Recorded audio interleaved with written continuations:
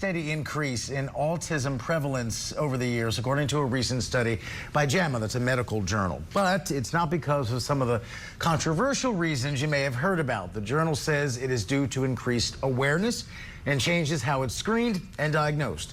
The CDC and many researchers have said studies show there is no relationship between vaccines and autism spectrum disorder. However, skeptics continue to promote the false theory. Among them, RFK Jr., who President-elect Donald Trump says will play a major role in making America healthy again. We'll see what role he takes in the incoming administration, but get ready for another autism/vaccine debate in this country. Joining us now, the subtly dressed Dr. Jane Morgan, cardiologist and VP of Medical Affairs at Hello Heart. Thank you for being here. It's a pleasure, Rob. It's a serious topic. It is. We're going to end with the jacket, but yes. We're going to start with the news. That's right. In broad strokes, you have someone who is a vaccine skeptic, comes to autism, comes to COVID, who's now is going to have a hell of a platform and microphone. As a doctor, which you are, what are your concerns about that? And there's a great deal of concern in the medical community about having someone with zero medical background, zero scientific background, no training in health, no training in clinical trials, no training in analyzing epidemiologic data, then making decisions that are supposedly based for the public health. And we've got to really be concerned, especially if there's already a personal bias without scientific data backing it. And so, you know, one of the things when we look at autism, and people try to connect it to vaccines, and they say, well, the number of vaccines in children has gone up over this 20-year period of time, but so has the rate of autism. But in science, you have to look at all of the other variables in the environment. For instance, obesity, processed foods, cell towers, increased use of plastics, flame retardants, all kinds of things are in our environment. And so to pick just one thing shows a lack of science background. You have to be able to identify variables and also control for variables as well.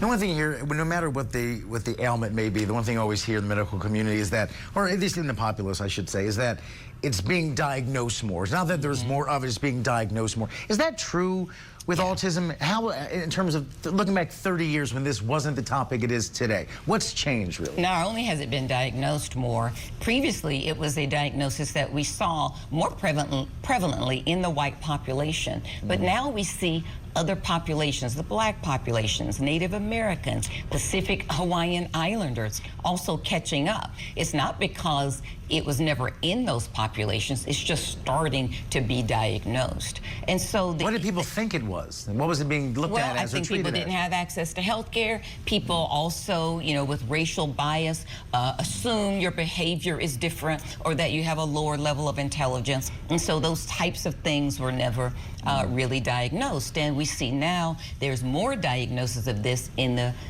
minority community, but also in women. Females, gender, tend to be less diagnosed and less worked up for autism. And in fact, we suspect there is a fairly high number of adult females with some degree of autism spectrum disorder that have never been diagnosed. We call that cloaking, gender cloaking, and it's considered more acceptable for women as opposed to men, and so men are more diagnosed. So the question is autism around more, or have we finally expanded it to all of these other populations and females, and now we're increasing the numbers? The other thing to remember is that autism now is ASD, autism spectrum disorder, so a wide range now of behaviors that didn't used to exist before in a narrower definition. So now with a broader definition, you're including more people as well. And the emphasis on the word spectrum. You could be here, you could be here, you could be here. So that's an important thing to keep in mind. Okay, so then in 20 seconds then, your best advice to people who are about to navigate this age, where perhaps they're hearing one thing from their doctor, but one thing from the folks in D.C. What should they do? And I think it's concerning to have someone without a science background, but with a big bullpit. And we don't know exactly what his role will be. And he may not have any real decision making, but would have influence. And just the ability to be able to continue to cast doubt and to continue to undermine science does begin to erode the confidence of the public. And make no mistake, vaccines have saved millions and millions and millions of lives. And so we will have to wait and see what happens. And do not cause autism. They do not cause autism. The data has been very, very clear. Okay. Now let's end on a lighter note. You got up this morning and looked in the closet and said, okay, how am I going to tackle this Tuesday morning? That's right. And you decided, what was the mindset That's right. that led to this very bold jacket? So my mindset is, this is my last day on script. It is.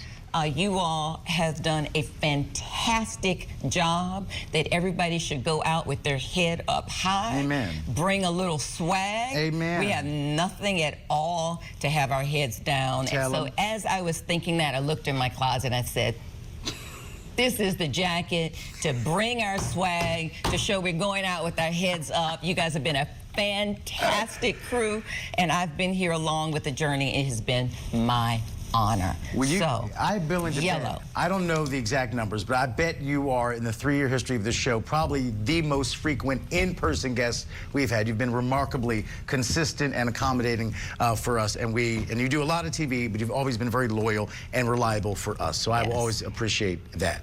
You are absolutely welcome. It's my honor to be here on this last time. Yellow is my favorite color. I think we go big, we go bold. Nobody's head is down. We've done a great job. Amen. Can't say it better myself, so I won't even try to. Dr. J, for the last time.